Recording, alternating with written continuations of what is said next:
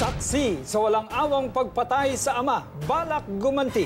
Ginulpi at pinagsalita ng masasakit ng ama, nais patayin ng anak. Walang habas na pamumugot ng ulo ng tribong Ilongot, saan nga ba nagsimula? Para makahanap ng hustisya, kailangan nila ng ganti. Subalit natagpuan nga kaya nilang tunay na hustisya na kanilang hinahanap? Susunod.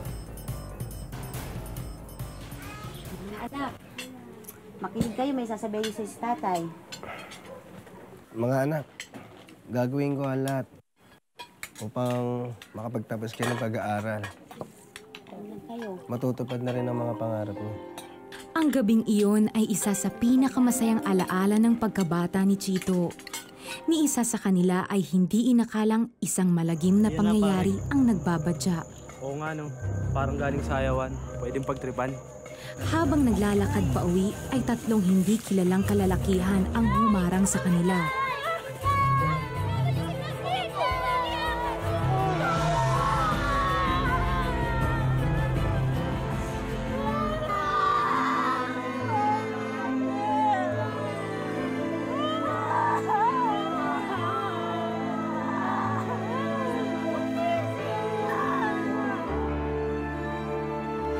Pagkamatay ng ama dahil lamang sa nakursunadahan siya ng mga halang ang kaluluwa ang lubusang nagpasakit sa kanilang buong pamilya. Yan mo anak, huwag mag-alala kahit wala si tatay. Tutuloy natin ang mga pangarap ni tatay sa abot ng aking mga kaya. Kung hindi lang pinatay si tatay. Mag-alala anak, dito naman si nanay eh. Kailan kaya mariresolve yung pagpatay kay tatay? Kailan kaya matatahimik yung buhay natin? Kaya mo, Tol. Pag ako napagsundalo, makakaganti rin tayo. Tanong-tanong ako sa kabilang bayan, kuya. Pero kahit sino sa kanilang tatlo, wala pang nakikita. Anak. Ano po yun, tay? Ang kunin mong kurso, Criminology. Mag-advance ka na, ROTC. Para maging ganap ng opisyal ng kapulisan. Opo, tay. Tara nga dito.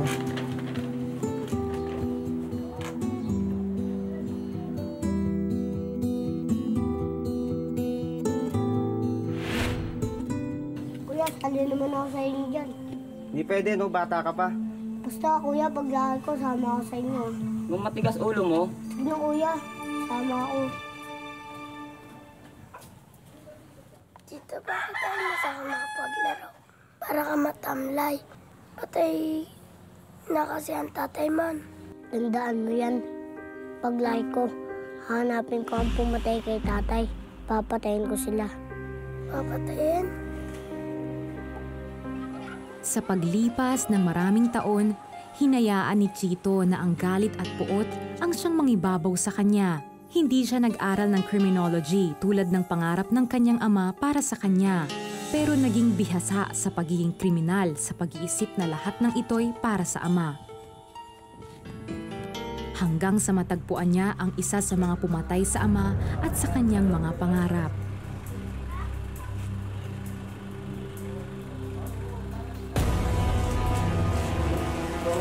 Oo, parang kita mabitin.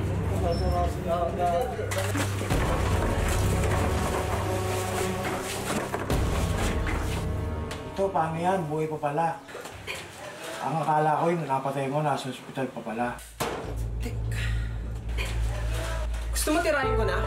Huwag na, tol. Maraming mga pulis doon. Baka mahuli ka. Aalalahanin ko pa yung sarili ko pagkatapos ng ginawa nila sa tatay ko? Galit at puot ang nagtulak kay Chito upang hanaping muli ang salaring iyon hanggang siya ay matagpuan at mapatay.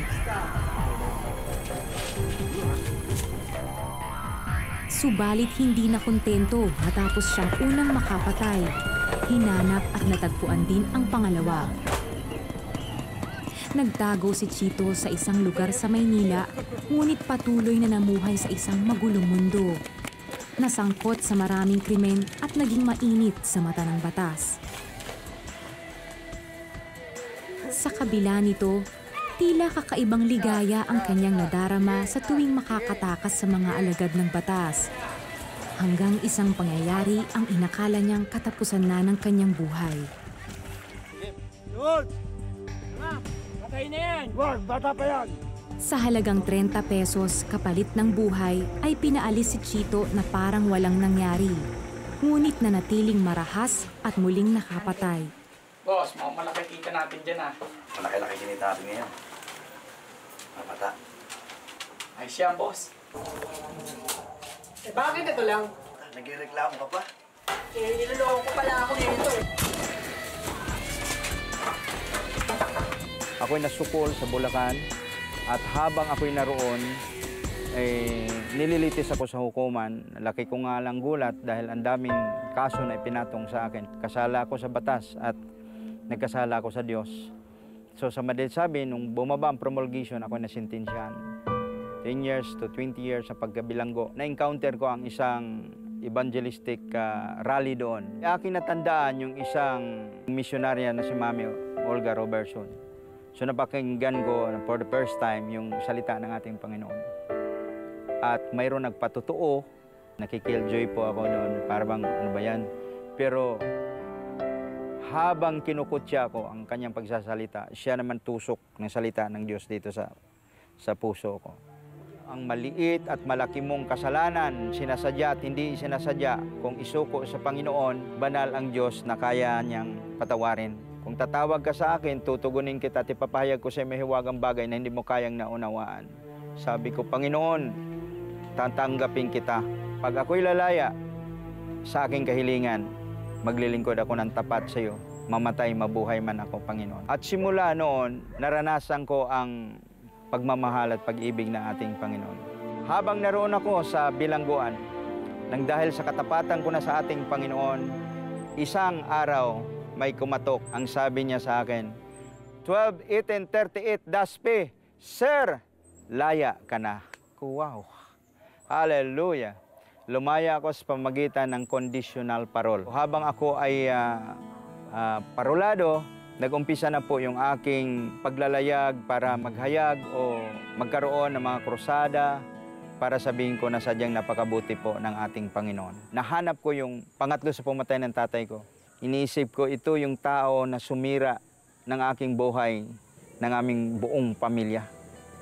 Grabing luha, naging pariwara ang aking buhay nang dahil sa taong ito.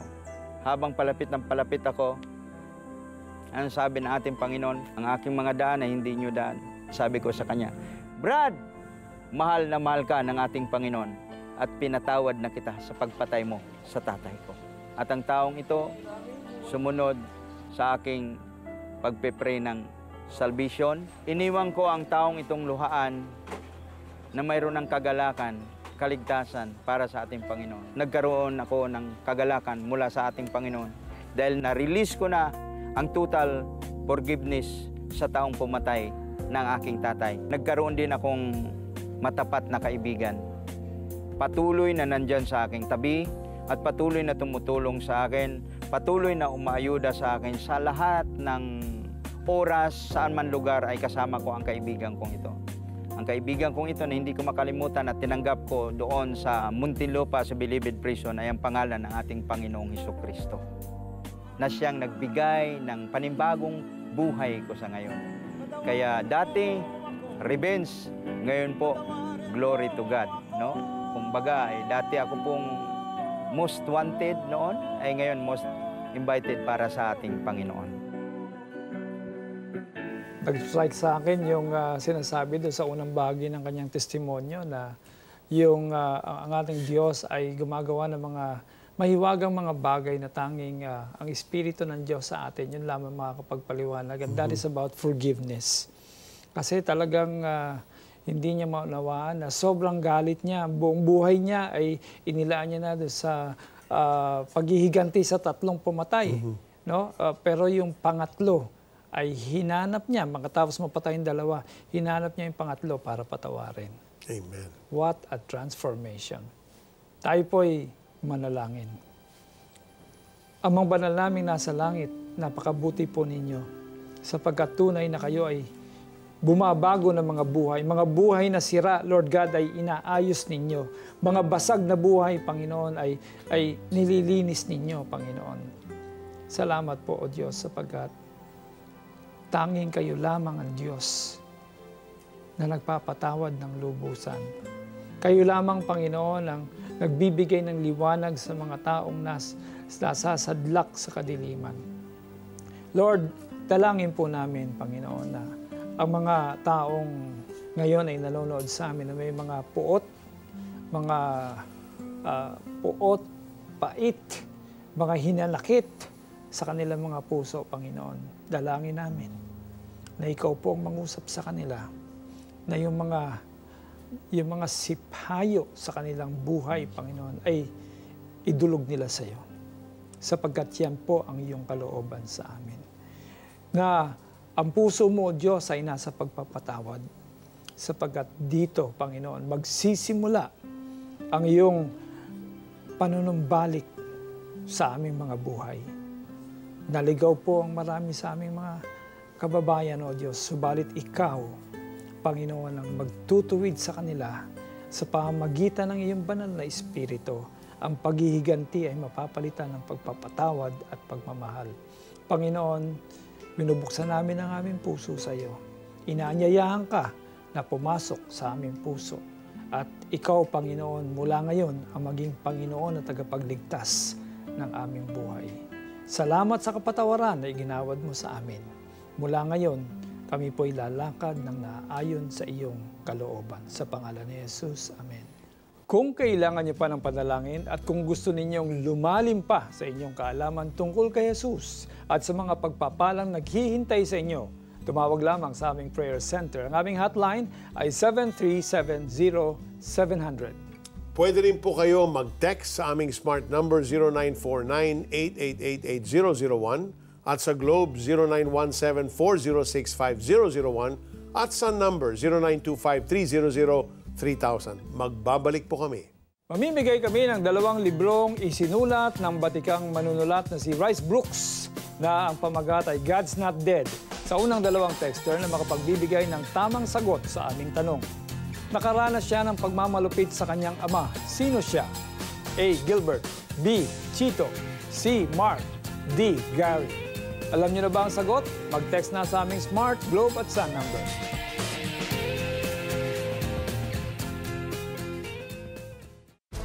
Kinulpi at pinagsalita ng masasakit ng ama, nais patayin ng anak. Susunod.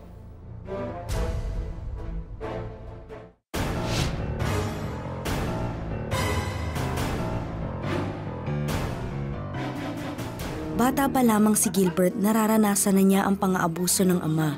Balot ng galit ang kanilang tahanan. Bugbog ang inaabot sa bawat pagkakamali. Yung grade 2 kasi ako, nagtatamsak ako dahil hindi ako napigilan ng bata. So ang ginagawa ng tatay ko, kailangan ko daw yung tigilan. So every time na mahuhuli niya ako, papaluin niya ako nung makapal na kawayan. Mga 10 beses. Bawal umiyak. So titiisin ko talaga na hindi ako umiyak at that time. Kasi dadagdagan niya daw pag umiyak ako. Bukod sa panggugulpi ng ama, ay maaga ring nabahira ng putik ang kamusmusan ni Gilbert. May kapitbahay kami na lalaki. Then, hindi ko masyado matandaan yung pangyayari, pero basta iniyaya niya ako, tara maglaro tayo, ganyan. Tapos dinala niya ako dun sa kwarto na madilim.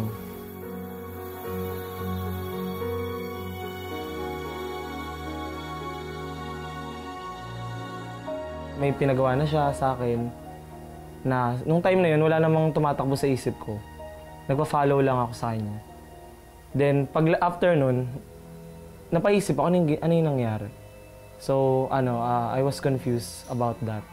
Mula noon ay nag-iwan ng kalituhan sa isipan ni Gilbert.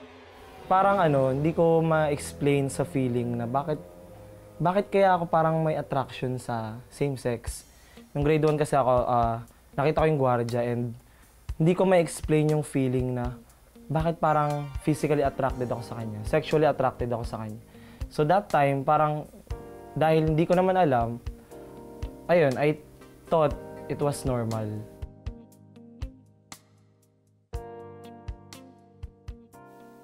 Nagpatuloy ang mga pagnanasa ni Gilbert. Hindi naglaon ay naging adiksyon niya ang pornografiya. I became addicted watching pornography every day. At the same time, I was also addicted in masturbation. So, para lang punuan, para lang masatisfy yung pleasure. Then, dahil kulang pa yun, I texted different men. So, naghanap ako sa TV or nag-invento ko ng numbers. Makipag-text ako, then makipag-sex on phone para lang mag-gratify yung desire na nararamdaman ko. Dumating din sa point na gumawa din ako ng dummy account sa Facebook para makipag-chat-chat kung kani-kaninong lalaki. So, ayun yung pinaka naging manifestation niya. Pilit na ikinubli ni Gilbert ang lihim sa likod ng karahasan. Ang galit sa mundo at sa ama ay ibinubuntong sa mga nakakaaway. Kahit ilang beses ko siyang gawin, parang yung emptiness, yung kakulangan dun sa buhay ko, hindi siya mapunan. Parang if I did this, pag nagawa ko siya, laging kulang. I would always want more. Then parang nakakapagod na. Parang hanggang dito na lang ba yung... Ito ba talaga yung purpose ng buhay ko?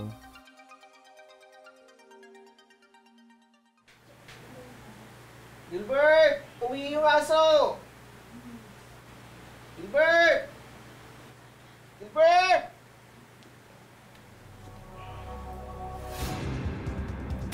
Ay, naka pa tinatawag? Bakit po? Sige talaga? Yung aso umihi! Ay, tama na po! Isa yun sa pinaka-matinding pambubugbog niya sa akin. Kasi college na ako nun eh. Yung time na yun, nag-decide ako, hindi ko na kaya to. Kasi sunod-sunod na yung mga pambubugbog na ginagawa niya sa amin. So lumayas ako. Pumunta ako dun sa Christian family na naging ka-close ko. So yun, kinuwento ko, dun ako tumira for 3 months. Nagtulong-tulong ang mga kasamahan ni Gilbert sa badminton club upang magkaroon siya ng pansamantalang matitirhan. Sa kabila nito, sinubukan niyang umuwi sa kanilang tahanan. Ngunit, nakita ko ng tatay ko. Tapos sabi niya, di ba pinalayas ka na? Ha? lumayas ka na. Hindi ka na pwedeng bumalik dito. Ha? Ano excuse me? Magpaano ka sa may-ari ng bahay? Ha? Layas-layas ka dito? Bago babalik ka? Hindi ka kailangan dito. Lumayas ka! Huwag ka na babalik dito. Lumayas ka. Hindi ka namin kailangan dito. So, si mama wala nagawa. Sorry.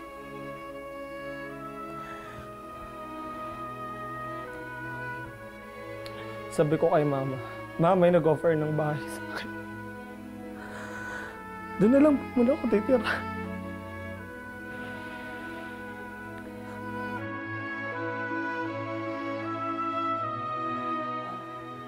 Dahil nga may nagpatira sa akin na Christian, they invited me dun sa anniversary ng church nila. That was April 2012. Nung time na yon, pinatayo lahat ng first timer. Then syempre ako nung una, nahiya ako ba't ako tatayo? Eh nakakatawa pa kasi pinapunta pa sa unahan. So, sige, punta naman ako. Pero nung time na yon, nung nag-pray na yung pastor, yun yung mga nagawa mong kasalanan, ito yung mga nangyari sa buhay mo, pero may isang tao nagmamahal sa'yo. I felt that love na sobrang hindi ko siya naramdaman kailanman. So that time, di ko napansin yung sarili ko na umiiyak na. Sobrang hagulgul na. Without emotion ako nung pumunta that time sa altar. Then, sobrang humagulgul ako that time. Then, yun, I accepted Jesus Christ that very day as my personal Lord and Savior. Hindi naging madali ang landas tungo sa pagbabago ni Gilbert. Dumaan siya sa mga pagsubok ngunit dahil sa pag-ibig ng Diyos, nagpadala siya ng mga taong aalalay sa pagbangon ni Gilbert. I was amazed by his bravery sa pag-share nung lahat ng yan. And na-amaze ako na gusto niya talagang gusto niya makawala sa bandages na that he is in right now. So, talagang shinare niya and he claimed that day na he's free from every unforgiveness that he has, homosexuality and all. Nung mas nag-move si God sa kanya, mas nakita ko how bold ginagawa ni God sa kanya na how to share the gospel, how to share God's word, and how God ginamit yung weaknesses niya to share His testimony to other people. And despite his age, I can see and know that God is moving in his life. Unti-unti siyang nakalaya mula sa galit sa kanyang magulang, lalong-lalo na sa kanyang ama. Kapatawaran ang naging susi tungo sa kalayaan. Ang dating katauhan ni Gilbert ay napalitan ng bagong pagkakakilanlan. Katauhan na binali noon ng puot at kasinungalingan, ngayon ay buhay na may layunin at kapakinabangan. And I want you to know that there is hope. Na kahit gaano ka pa sa tingin mo na hindi na kayang baguhin ng Panginoon, kayang-kaya ni Lord. Because He's the one who created you. He's the one who formed you. For those who've been hurt, those who've been abused, whether it's physically or even sexually or emotionally, words have been said to you by your parents, by those whom you supposedly love and respect, and you're so broken. The grace of God is being poured on you now. And Alex and I want to pray for you to release God's grace, God's power, God's love, God's transforming grace that, He puts inside of us, that you will be able to release forgiveness. Exactly what Gilbert did. Heavenly Father, in the name of Jesus, we call on you, the God of all grace, abundant mercy, Lord, love that is immeasurable. Lord, would you just pour your strength, your healing touch upon everyone watching right now, those that have been so bruised and broken physically, emotionally, Lord God, even sexually abused by people whom they've given their trust. Even now, bring a healing inside of their hearts, inside of their being, Lord, totally, completely set them free, Lord God. Pour your grace and strength into them, that they will have, Lord, overflowing love to be able to release forgiveness unto each one that has hurt them. So even now, Lord, set them free. Whom the Son has set free is now free indeed. You are being just loved on Jesus right now. So as He loves on you, as He pours His grace upon your life, release now that person that is imprisoning you right now, that bitterness, that hurt that's inside your heart. Allow the Lord to take it out. Bring it to the Lord right now. Offer it up to Him and receive His grace, receive His healing. Thank you, Father, in the name of Jesus. Sumabay ba kayo sa pagdarasal at tinanggap si Jesus bilang iyong Diyos at tagapagligtas? Ibahagi nyo naman sa amin. Please text yes, space the 700 Club Asia at ipadala yan sa aming smart number 0949-888-8001 at Globe 0917-406-5001 at Sun number 0925-300-3000.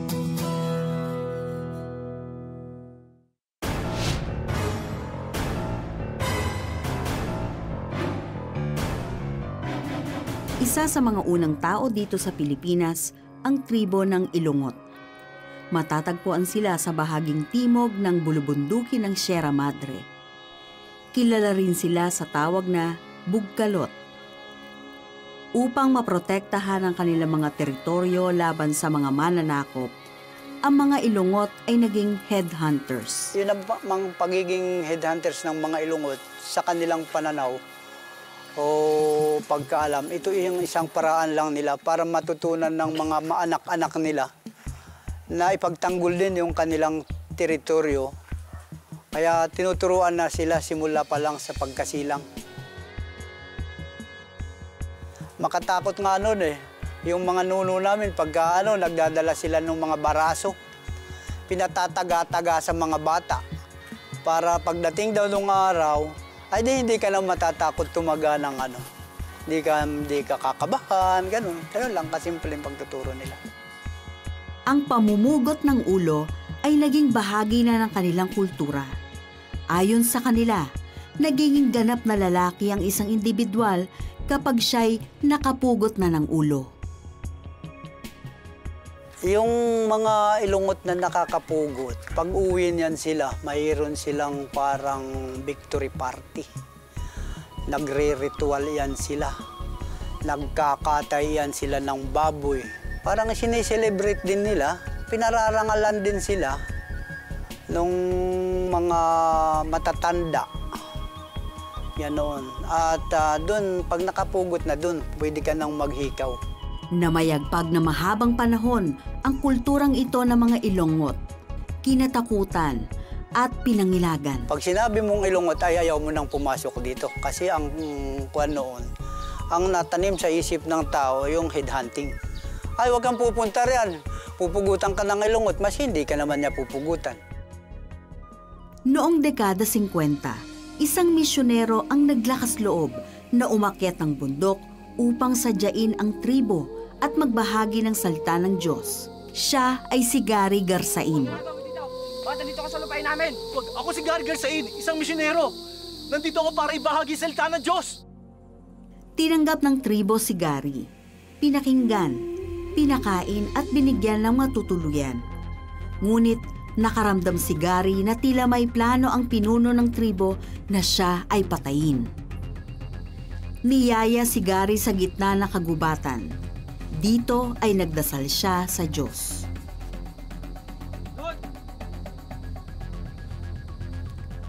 Hindi namin kailangan ng tulad mo dito. Dasal ka na sa iyong Diyos dahil makikita mo na siya. Sa sandaling pupugutan na siya ng ulo, ay isang malaking ulupong ang lumitaw sa kanilang harapan. Bagay na kinatatakutan ng mga Ilongot. Dahilan ito upang matigil ang pagpatay kay Gary. Tunay nga ang iyong Diyos. Magmula ngayon, ang iyong Diyos ay Diyos na namin. Ang pangyayaring ito ang nagbukas sa kamalayan ng mga Ilongot na buhay nga ang Diyos na kanyang pinanampalatayanan. Simula noon ay tumanggap sa Diyos ang pinuno ng tribo. Dahilan upang magbukas ng pinto ang buong tribo at makinig ng salita ng Diyos. Hindi naglaon ay natigil na rin ang kultura ng pamumugot ng ulo. Ultimo nga yung sa sobra ng pagbabawal noon, yung bawal ng magbisyo, yung bunga, pinagpuputol yan. Ang dami rito nung pinagpuputol para raw din na magmama yung mga Ilongot nung araw. Ganon nila pinahalagaan yung salita ng Diyos. Sa pagdaan ng panahon, naipasa ang ebanghelyo sa mga sumunod na henerasyon.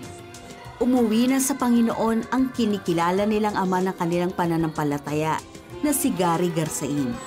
Ngunit ang magandang balita ng Diyos ay nanatili. Ngayon ay isang Kristiyanong komunidad dito sa Barangay Bayanihan sa Aurora ang buong tribo ng mga Ilongot.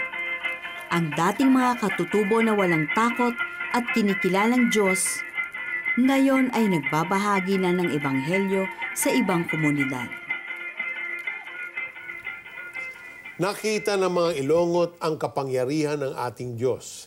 If your God has no power, then He's no God at all. Our God, Jesus Christ, is no longer a baby that has been being carried from here to there. He's no longer dead, hanging on the cross. He is the risen Lord. Siya ang Diyos na buhay, Diyos na makapangyarihan, the ruler of the universe. Tinapakan niya ang ulo ng ahas na demonyo at dinurog niya ito kaya tayo ay binigyan niya ng katagumpayan. And to us, His true disciples, He gives us resurrection power to defeat the darkness and experience true life change. Here's Jesus' promise, not just to Reverend Garsain, but to all of us. I have given you authority to trample over snakes and scorpions and to overcome all the power of the enemy. Nothing shall harm you. Luke 10:19. Best of all, our names are written down in the Lamb's Book of Life. We will be with Jesus and enjoy His presence forever. Lagi po ninyong tatandaan na mahal tayo ng Panginoon. God bless you. See you next time. God bless Bye. you. Uhaw sa pagmamahal ng mga magulang. Nang siya'y magkaroon ng nobya, nakatagpo siya ng kanlungan sa pamilya ng kasintahan. Doon ko nakita yung pagmamahal ng kahit hindi ka part ng family, parang feeling mo, belong ka pa din sa kanila. Siyempre nagbibinta ka. Ano po? Uy, tawagin mo yung manubo. Pwede namang pakitawag mo siya. Bibili tayo. Tawagin mo yung manubo. Bibili tayo. Dito lang sa The 700 Club Asia.